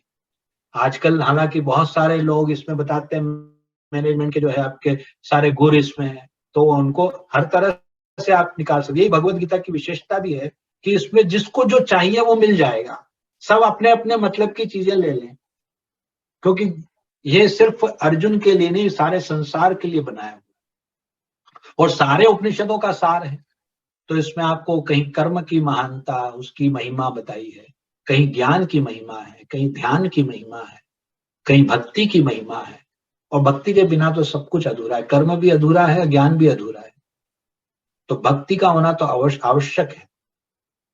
तो भगवत गीता तो ऐसा है कि इसमें जहां आप जैसा चाहें वैसा उसमें से अपने काम की चीज को ले सकते हैं, अपनी परिस्थिति के अनुसार। इसमें जिसका मन जो है कर्म में लगता है उसके लिए कर्मकांड की महिमा बताई गई, जिसका मन ज्ञान में लगता है उसमें ज्ञान की महिमा बताई गई। तो लेकिन ये मुख्य रूप से इसको इसीलिए हम यूज करते हैं कि भाई कर्म करना है, आपको अपनी जिम्मेदारियों से बचना नहीं है। जो आप जिस क्षेत्र में लगे हैं अपनी जिम्मेदारी को निभाएं और अपना जीवन, अपना तन मन धन उस क्षेत्र को समर्पित कर दें। और ये पूरा संसार आपका परिवार है, आप सिर्फ 2-4 लोगों के होके मत हो जाइए। ये सारा संसार आपका एक परिवार है और सबका ध्यान रखिए। तो अपने आप की भी का भी ध्यान रखिए और अपने आसपास जो भी आपके मित्र जन है, परिवार जन है, सबका अच्छे से ध्यान रखिए। ये कर्म करने की प्रेरणा ही तो है। अर्जुन को कहा कि युद्ध से भागो मत, यानी कर्म करो। बहुत बहुत धन्यवाद आपको पंडित जी। अभी भी मैं अपने श्रोतागणों से कहूंगा कि अगर कोई प्रश्न करना चाहते हैं, कोई शंका समाधान करना चाहते हैं, तो हमारे पास समय का अभाव हो रहा है, इसलिए अभी अपना प्रश्न प्रस्तुत करें, पूछें, ताकि पंडित जी उसके बारे में चर्चा कर सकें। तो या मुझे फोन भी कर सकते हैं, फोन भी पर्सनली कर सकते हैं, क्योंकि अभी तो मैं ऑनलाइन अवेलेबल हूँ ज्यादा समय, और फोन पे भी कोई वायरस आता नहीं है ऐसा लगता है। थोड़ा दूर रख के बात करेंगे फोन को स्पीकर फोन पे लगा करके बात करेंगे। कई बार लोग डर जाते हैं कि फोन से भी वायरस आ रहा है। पंडित जी, पहले तो बहुत बहुत धन्यवाद आपका, बहुत ही सुंदर एक्सप्लेनेशन और बहुत ही सिंप्लीफाइड, आपने बहुत अच्छा समझाया। मेरा एक क्वेश्चन था सांख्य योग पर, मुझे वो कभी समझ नहीं आया, आप अगर थोड़ी सी उस पे लाइट डालें तो। सांख्य योग जो वर्ड आता है ना, हाँ, जो सांख्य योग का यही मतलब है कि हम हर परिस्थिति में समान कैसे बने रहें, उसके लिए हमें प्रयास करना चाहिए। तो हर परिस्थिति में समान कैसे रहा जाए, इसी का नाम योग है, और वो अभ्यास से आ जाता है। उसमें जैसे उसकी शुरुआत आप बहुत छोटी चीज से कर सकते हैं, कि जैसे घर में हमको बहुत ज्यादा एसी और हीटर की आदत हो गई है, तो जब ठंड लगे तो आप हीट को ऑन न करें, कोशिश करें कि बॉडी को अपने रूम टेम्परेचर पे रखें। कई बार लोग बहुत ज्यादा हीट ऑन कर लेते हैं, या थोड़ी सी गर्मी लगी कि एसी चालू कर लिया। थोड़ा सा अपने आप को इतना नाजुक न बनाएं, प्रकृति से हम मेल जोल रखें, पौधों की सेवा करें, खुले में रहें, थोड़ी ऑक्सीजन जो फ्रेश एयर आती है उसका आनंद लें, और थोड़ी यदि ठंड लगती है तो उसको सहन करना सीखें, थोड़ी गर्मी लगती है तो उसको सहन करना सीखें, थोड़े सुख आए तो उनको हम उसमें बहुत अभिमान न करें। हाँ, कहीं कोई सम्मान करेगा, जब आप सोशल वर्क करें तो सोशल वर्क में ये होगा कि आपको सम्मान मिलेगा, उस सम्मान का अभिमान न हो, इसी का नाम सांख्य योग है। यदि कोई दुख तकलीफ आ जाए या किसी ने कुछ बुरा कह दिया, हम बहुत छोटी छोटी बातों को अपने ब्रेन में रख लेते हैं। वो अननेसेसरी जो फाइल्स होती हैं उन सबको डिलीट करते रहना है फोन में से। जैसे फोन में से करते हैं, बहुत सारे पिक्चर्स आ गए या वीडियो हो गई तो फोन की मेमोरी फुल हो गई, ऐसे ही हमारे ब्रेन की भी मेमोरी फुल हो जाती है। उसको अननेसेसरी फाइल को डिलीट करना, ताकि फ्रेशनेस बनी रहे, सिस्टम प्रॉपर वर्क करता रहे हमारा ये। तो इसके लिए जरूरी है कि हम छोटी छोटी बातों का बुरा न माने, कोई सम्मान दे तो उसमें हम फूले नहीं, अहंकार नहीं करें। इसी का नाम सांख्य योग, कि समत्वम योग उच्यते, यही सांख्य योग है, समान व्यवहार। थोड़ा कठिन है लेकिन प्रैक्टिस करने से आ जाता है। ऐसा नहीं कि लोगों को मिला नहीं है, मैंने बहुत से लोग ऐसे देखे हैं जो हर परिस्थिति में समान रहने की पूरी कोशिश करते हैं और रहते हैं। और उनके बात करने से पता चलता है, उनके बोलने से, उनके बॉडी लैंग्वेज से ये पता चलता है कि वो एक, भले वो पैंट शर्ट में भी हो तो वो योगी ही नजर आते हैं। तो ऐसे भी लोग हैं, और बहुत मुश्किल नहीं है, थोड़ी प्रैक्टिस की जरूरत होती है। और उसकी शुरुआत यही छोटी छोटी चीजों से, प्राणायाम से शुरुआत कर सकते हैं, पौधों की सेवा से शुरुआत हो सकती है। तो योग की, सांख्य योग की यही है भाव कि और अपने शरीर को हमें ध्यान तो रखना है, लेकिन साथ ही उसको इतना नाजुक नहीं बनाना है कि हम अपने आप को सिर्फ शरीर ही समझ लें। हम जो है उस शरीर से भिन्न भी हैं, आत्मा है जो परमात्मा का अंश है। इस बात को ध्यान रखना है। बार बार एक थॉट मन में आना चाहिए। जो हमको सबसे ब्यूटीफुल गिफ्ट दी है वो तो भगवान ने, एक तो ब्रीदिंग दी है और दूसरी हमें थॉट्स दिए हैं। वो थॉट्स बहुत अच्छे होना चाहिए। उन थॉट्स में हम ये सोचें कि भाई हम जैसा सोचेंगे वैसे ही हमारा घर बन जाएगा। यदि हम घर को मंदिर बनाना चाहें, स्वर्ग बनाना चाहें, तो वैसा स्वर्ग बन सकता है, वो just because of the way we think. तो वो थिंकिंग हमारी ऐसी हो कि वाह, हमारे घर में बच्चे खेल रहे हैं, हमारे घर में मेहमान आए हैं, उनका सम्मान हो रहा है, हमारे घर में गुरु का रिस्पेक्टेड स्थान है, भगवान की पूजा हो रही है। जब हम ऐसा सोचेंगे तो वो सोचने मात्र से धीरे धीरे वैसा होने लगेगा। और यदि हम सोचेंगे अरे आज तो झगड़ा होगा और ये होगा, डरे हुए हैं, तो वो डर के कारण वैसा ही होने लगता है जैसा हम चाहते हैं। तो डरना नहीं है। इसी का नाम सांख्य योग है। अपने आप को सिर्फ शरीर मानना नहीं, आत्मा समझना और उसमें सुख और दुख में समान रहना, ये सांख्य योग। धन्यवाद पंडित जी, आप कहना चाहते थे? बताइए कि वो फाइल डिलीट करते रहो जो अननेसेसरी करती हो। That is such a big life management principle. Thank you so much for that Pandit ji. नमस्ते। थैंक यू, नमस्ते जी। जलोटा जी, आप कुछ कहना चाहते हैं? मेरा क्वेश्चन है पुजारी जी, जो 8वां अध्याय है अक्षर ब्रह्म योगा, इसकी जीवन में महत्वता बताइएगा। क्योंकि कहा गया इस आत्मिक लास्ट फ्यू वर्सेस में इस चैप्टर के, कि आदमी जब भगवान जाने का समय आता है तो कुछ श्लोका इस चैप्टर से पढ़े जाने चाहिए। वो इसके बारे में कोई व्याख्या कीजिएगा। हाँ, देखिए, भगवान ने कहीं भी ऐसा नहीं कहा कि इस चैप्टर से ये पढ़ना है या वो पढ़ना है। ये सब बातें पंडितों की, संत महात्माओं की हैं। लेकिन जो अक्षर है, अक्षर ब्रह्म वही है जिसका नाश नहीं होता, उसको अक्षर कहते हैं। जो क्षर है वो शरीर है। वही सांख्य योग की ही बात आ गई वापस कि क्षर है, ये शरीर है, ये नाशवान है, इसका नष्ट होना निश्चित है। और जो अक्षर है वो आत्मा है, और इनसे भी जो उत्तम है उसका नाम पुरुषोत्तम है। तो परमात्मा को जानो, आत्मा को जानो, बात घूम फिर के वहीं आती है। परमात्मा को जानो, आत्मा को जानो, अपने शरीर के स्वभाव को जानो, और इस शरीर को का ध्यान रखते हुए भी, स्वस्थ रहते हुए भी, सारे नियम पालन करते हुए भी सिर्फ अपने आप को ये शरीर मत समझो। यही ज्ञान है, और वो अक्षर ब्रह्म है। ब्रह्म जो है, ब्रह्म का कभी नाश नहीं होता, क्योंकि उसका कभी जन्म नहीं हुआ है। जिसका जन्म नहीं हुआ है उसका नाश भी नहीं होता, इसीलिए उसको अक्षर कहा है। और उस अक्षर को आप ओम के द्वारा भी बता सकते हैं, ओंकार अक्षर, प्रणव अक्षर। प्रणव अक्षर कहते हैं, प्रणवाक्षर में शोभित ये तीनों एका। तो प्रणव जो है, ओंकार है, वो ओंकार अक्षर ही है, उसी का ध्यान योगी जन करते हैं, उसकी बड़ी महिमा है। और जब शरीर का त्याग होता है तो परिवारजन उसको अंतिम समय में उसके कान में ओम ओम यही उच्चारण करते हैं। और मुख में थोड़ा गंगा जल, तुलसी पत्र की बड़ी महिमा है, तुलसी पत्र दे देते हैं, गंगा जल दे देते हैं, यही अंतिम संस्कार है। बाकी फिर इसमें चीजें जुड़ती गई, और जुड़ने के बाद इतनी कॉम्प्लिकेटेड हो गई, और इतना उसमें कहते हैं शूर्पणखा आ गई।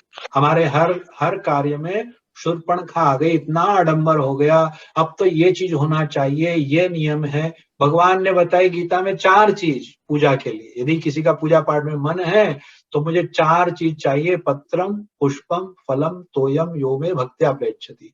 भक्ति के साथ, शर्त ये भक्ति के साथ हो, 4 में से एक भी हो चल जाए, लेकिन पत्र पुष्प फल तो है। और जब पंडित जी लिस्ट देते हैं तो 40-50 आइटम हो जाते हैं तो ये कर्म कांड है जो कॉम्प्लिकेटेड बना दिया चीजों को।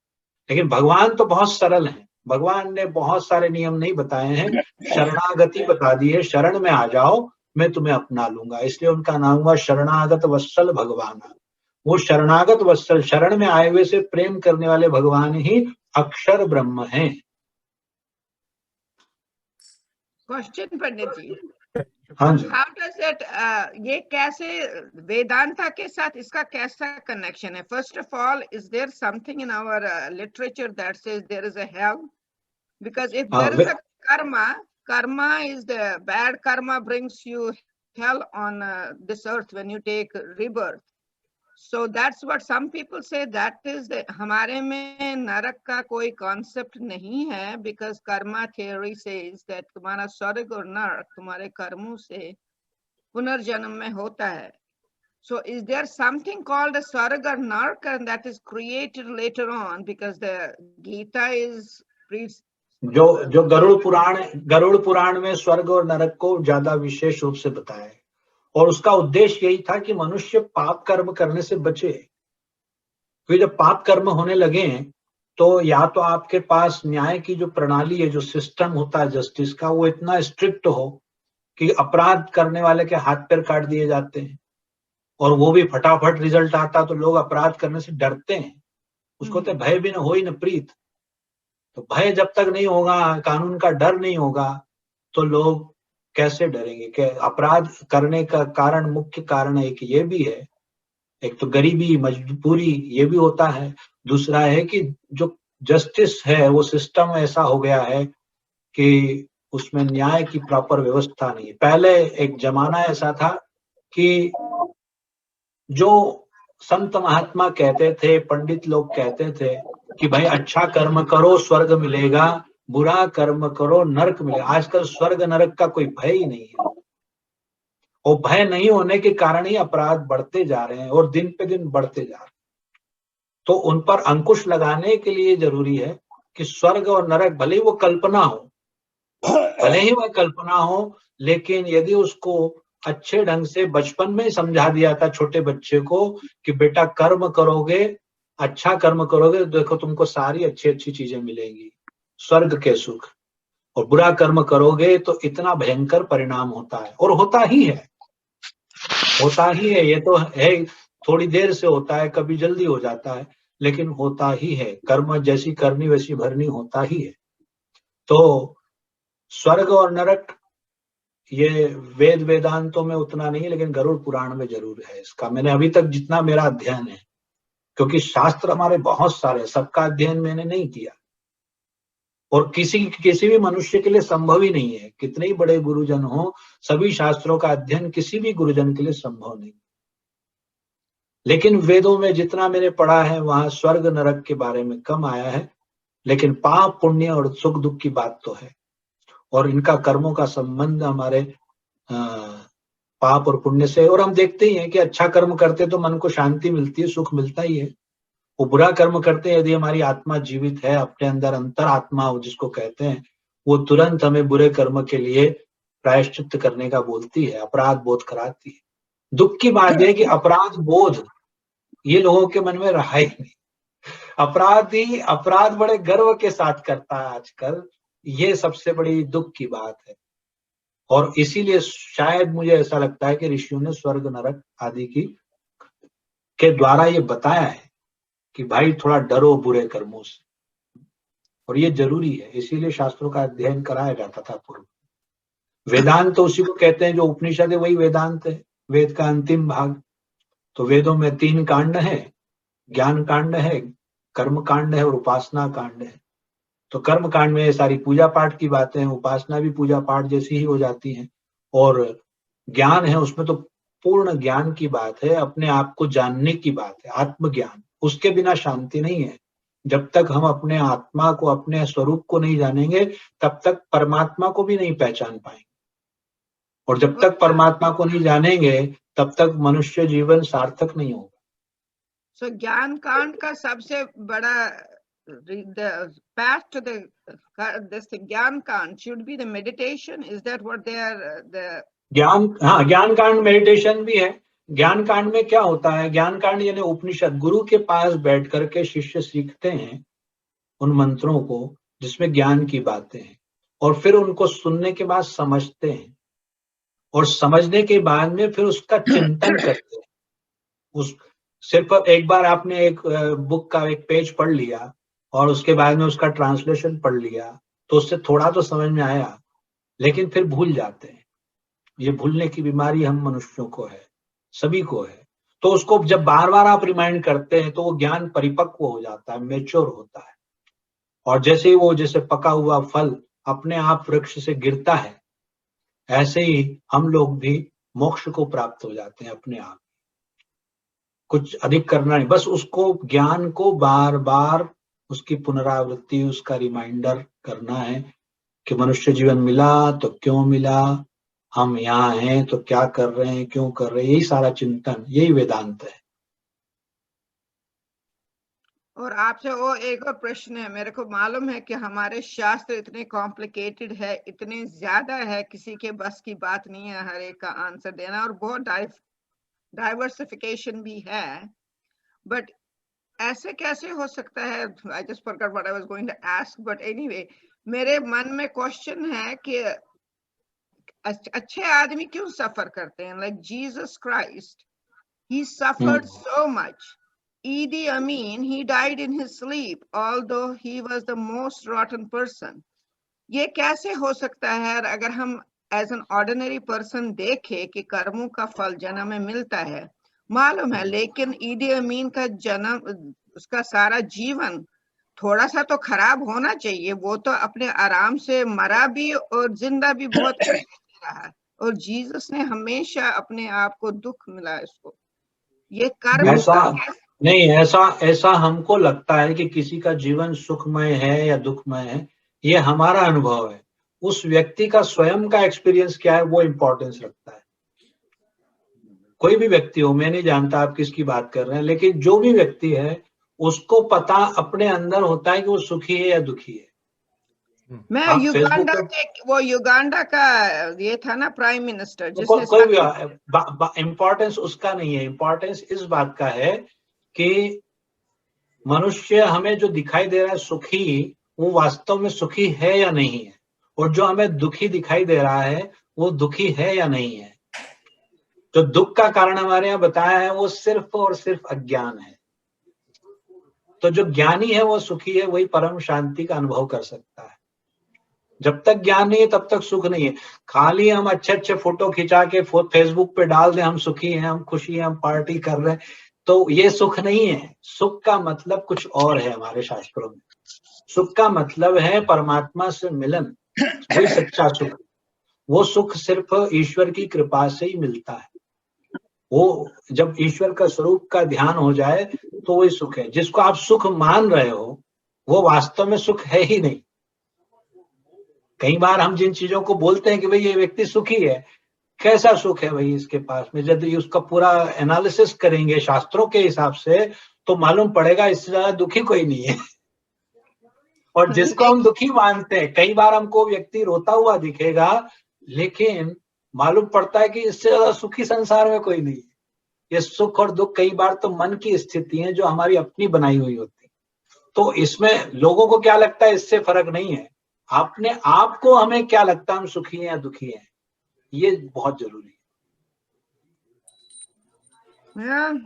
मेरा अगर मैं करती, मैं बोलती उसका कोई मेजरमेंट ऐसा कुछ नहीं है सुख दुख का, ये सब अपने मन का बनाया हुआ है। लेकिन आम इंसान के लिए अच्छा होता अगर कर्म का फल इंस्टेंट, नहीं हाथ पांव नहीं काटना, लेकिन जो बुरा कर्म करे उसका आगे आगे जीवन नहीं होता ही है।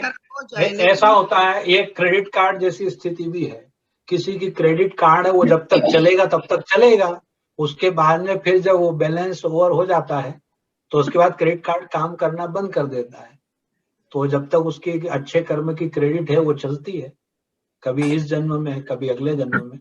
कुछ उसके लिए कर्मों की बहुत सुंदर सी व्याख्याएं की गई हैं कि बहुत सारे तरह के कर्म होते हैं। कुछ अभी आप कर रहे हैं, कुछ आपने पूर्व जन्म में किए हैं, कुछ अगले जन्मों में करने वाले हैं, कुछ का हिसाब किताब ऑलरेडी हो चुका है और कुछ का हिसाब किताब अभी चल रहा है। वो अच्छे अच्छे कर्म का हिसाब किताब उसका सुख हो रहा है। और जब ऐसा हो जाता है कि भाई किसी के कर्म तो अच्छे दिख रहे हैं, अभी उसका भविष्य में परिणाम सुखमय होगा, लेकिन अभी वो कंटिन्यू कर्म तो कर ही रहा है अच्छे कर्म, ताकि वो एक तरह से बिल पे कर रहा है क्रेडिट कार्ड का, कि जो पुराना है वो सब चुकाना पड़ा है ना। और जो अच्छा है, जिसका बैलेंस अच्छा है, क्रेडिट स्कोर अच्छा है, उसको बढ़िया मिल रहा है अभी तो। लेकिन यह है कि कुछ कर्म ऐसा होता है समय आने पे उसका ऋतु आए फल होए, जब समय आता है तब उसका फल होता है। तो अब आप ये देखोगे कि आपने पौधा लगाया है, मान लो अंगूर का पौधा मैंने लगाया, अगले दिन थोड़ी ना फल दे देगा, उसका जब समय आएगा तभी फल देगा। तो कुछ पेड़ ऐसे होते हैं जो महीने 2 महीने में फल देने लगते हैं, कुछ को सालों लग जाते हैं, होता है ना ऐसा, नेचर में ऐसे हैं। तो ऐसा ही हमारे कर्मों का हिसाब किताब है। कुछ कर्म जल्दी सद्य मुक्ति की बात है, कुछ कर्म यज्ञ कर्म है, हवन है, वो तुरंत फल देता है। कुछ कर्म ऐसे होते हैं जिनमें थोड़ा लंबा समय लगता है। और पंडित जी, बहुत लोगों के साथ बहुत ज्यादा अनजस्टिस, मेरी भाभी समझ लीजिए इतनी अच्छी इंसान है, वो उनके इतना कर्म करती, इतना पूजा पाठ करती, लेकिन भगवान ने उनको कभी सुख ही नहीं दिया, सुख से रह ही नहीं पाई बेचारी। तो अब ये क्या पूर्व जन्म के उनके दुख हैं? जब इस जिंदगी नहीं तो बात वही है कि सुख क्या है और दुख क्या है। तो उनको दुख क्या है, जब उसकी गहराई में जाएंगे और उनके अज्ञान का निवारण जब जिस दिन हो जाएगा उसी समय वो सुखी हो जाएंगे। जो हमारे यहाँ बताया कि दुख का कारण की तरफ जाइए आप, उसकी जो कॉज है जो दुख की, यदि आपको उसकी रूट पता चल जाए तो आपको ये पता लगेगा कि ये सिर्फ और सिर्फ इग्नोरेंस है। और जैसे ही ज्ञान होता है, सत्य परम सत्य का ज्ञान होते ही, जैसे लाइट जली आपको सब कुछ दिखने लगेगा, लाइट बंद है तो कुछ नहीं दिखाई दे रहा है रूम में। तो ऐसे ही ज्ञान और अज्ञान की बात है। अज्ञान है तो कुछ दिखाई नहीं दे रहा, दुखी दुख, घोर अंधेरा छाया हुआ, निराशा छाई हुई। और जैसे ही लाइट ऑन हुई, आशा का संचार हुआ, प्रकाश हो गया, खुशी मन रही, दिवाली मन रही। तो ये अपने मन को ये समझाना है कि सुख क्या है और दुख क्या है, इसका थोड़ा सा गहराई से अध्ययन की जरूरत है। और जो मैं अभी बोल रहा हूं ना, इतनी बड़ी बड़ी जो बातें कर रहा हूं मैं भी कभी कभी दुखी होता हूं, ऐसी बात नहीं, लेकिन फिर वापस रिमाइंडर। इसीलिए हमारे यहाँ एक शब्द है स्वाध्याय, गुरुजी हमारे कहते हैं स्वाध्याय। तो जैसे हम स्वाध्याय करते हैं तो वैसे हमें पता चलता है कि जो दुखी होने का कारण सिर्फ और सिर्फ मूर्खता ही है, अज्ञान है, उसी कारण हम दुखी होते हैं। जैसे ही ज्ञान आ गया वापस सुखी हो गए, परमानंद हो गया। तो हमारा जो इसमें भगवत गीता में एक शब्द और अच्छा है, हर अध्याय में योग आया है कि परमात्मा से योग हो जाए। परमात्मा से जब मिलन हो जाए तो फिर काहे का दुख। तो योग कराने की ही बात है, सबको योग कराना है। वो बाबा रामदेव जी वाला योग भी अच्छा है, लेकिन ये जो योग की बात है, ज्ञान की बात, कि सबको ज्ञान हो जाए सत्य का। ब्रह्म सत्यम जगन मिथ्या, शंकराचार्य जी ने कहा कि ब्रह्म सत्य है, एकमात्र ईश्वर सत्य है, जगत सब मिथ्या है। तो जब आपने एक सपना देखा कि भाई क्या दुख है, बोले भाई मुझे लेनी थी बढ़िया कार, कौन सी कार पसंद आई, $2 लाख की कार पसंद आई, अब क्या करूं, मेरा बजट तो $1 लाख का ही है। तो भाई $1 लाख भी सुखी हो जाओ, 2 लाख की क्यों सोचते हो, है? मन को समझाने की बात है। और एक व्यक्ति वो 5,000 की कार में ही बड़ा प्रसन्न हो जाता है, एक व्यक्ति $1 लाख की कार खरीदने के बाद में उसको लगता है वो दो पड़ोसी की 2 लाख वाली है, तो मुझे अब 3 लाख वाली लेनी है। तो जब हम ये संसार के विषय में फंसते हैं तो मन दुखी हो जाता है। और जैसे ही ज्ञान हुआ कि इस सब में कुछ रखा नहीं है, मेरी जरूरत तो पूरी हो रही है ना, जब मेरी जरूरत पूरी हो रही है, मुझे सेटिस्फेक्शन है, तो मैं सुखी हूं। जो चीज है जितनी है उसमें हमारे पास यदि सेटिस्फेक्शन होगा तो हम सुखी हो जाएंगे। तो सेटिस्फेक्शन एक बहुत अच्छा गुण है वो, और एक दया। और तीसरी चीज है कंट्रोल ऑन सेंसेस, इंद्रियों पे कंट्रोल। ये 3 चीजें जिसके पास आ गई उसको परमात्मा के परम सत्य का ज्ञान हो जाता है। और तीनों को बुलाना बहुत कठिन भी नहीं है और बहुत सरल भी नहीं है। जिसने बुला लिया उसके लिए बहुत सरल है, एक्सपीरियंस की बात है, और जो नहीं बुला पाया उसको लगता है बड़ी कठिन बातें हैं। तो समय अभी आगे बढ़ रहा है, अगर कोई और कुछ कहना चाहे तो अभी कहे, नहीं तो मैं इस कार्यक्रम का समापन करना चाहूंगा। पंडित जी को भी बोलते बोलते काफी समय हो गया है, तो मैं आप लोगों से अनुरोध करूंगा कि अगर कोई प्रश्न है आप अभी करना चाहते हैं, रुक नहीं सकता है तो अभी जरूर कीजिए, वरना जैसे कि पंडित जी ने कहा है आप उनको आप फोन कर सकते हैं, और सभी लोग जानते हैं पंडित जी को कैसे रीच करना है। हम लोग भी उसमें आपकी सहायता कर सकते हैं अगर आपके पास नंबर नहीं है तो मैं आज्ञा चाहूंगा पंडित जी आपसे कि आज के कार्यक्रम का मैं समापन करूं। आपको बहुत बहुत चरण वंदना के साथ सभी की तरफ से आपको बहुत बहुत धन्यवाद देना चाहता हूं कि आज आपने इतना अच्छा लोगों का ज्ञानवर्धन किया। और मुझे भी बहुत कुछ सीखने को मिला, बहुत आपका धन्यवाद।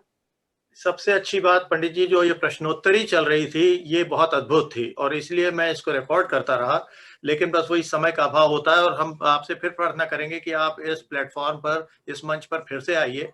आप सभी जानते हैं कि ये कार्यक्रम हम लोग करते हैं अमेरिकन देसी सोसाइटी के तत्वावधान में, और हर महीने होता है। ये जो हिस्सा है कार्यक्रम का, इसको हम बैक टू स्कूल कहते हैं, कि जहाँ पे हम लोग बहुत यूनिक टॉपिक्स पे बहुत यूनिक स्पीकर्स को लाते हैं, और आज भी कोई डिफरेंस नहीं है। तो आपने जो जिस तरह से आज का ये कंडक्ट किया है कार्यक्रम, ये बहुत ही अच्छा है और अनुकरणीय है, और बहुत सी बातें सीखने को मिली। और मुझे अपने ऑडियंस से ये उम्मीद है कि इसमें से कुछ बातें याद रह जाएंगी, क्योंकि हर कार्यक्रम का एक अंत होता है, वो जो कि साइंटिफिक है, कि जिस लेक्चर में भी आप बैठे हैं, जिस जगह भी आप सुन के आए कोई ज्ञान की चर्चा, उसका 10% याद रह जाता है, 90% भूल जाता है। तो वो स्वाध्याय पे आके बात रुक जाती है कि अब स्वाध्याय भी करना पड़ेगा। और फिर आपसे हम लोग फिर से मिलेंगे। तो एडीएस की तरफ से, अमेरिकन देसी सोसाइटी की तरफ से, हम सभी की तरफ से पुनः चरण वंदना के साथ आपको बहुत बहुत धन्यवाद पंडित जी। और मैं इसी के साथ इस कार्यक्रम का समापन करता हूँ रिकॉर्डिंग के रूप में। आप सभी लोग बने रहिए, और हम लोग बातचीत करते हैं और सोशलाइज करते हैं। तो Pandit ji, you are welcome to stay.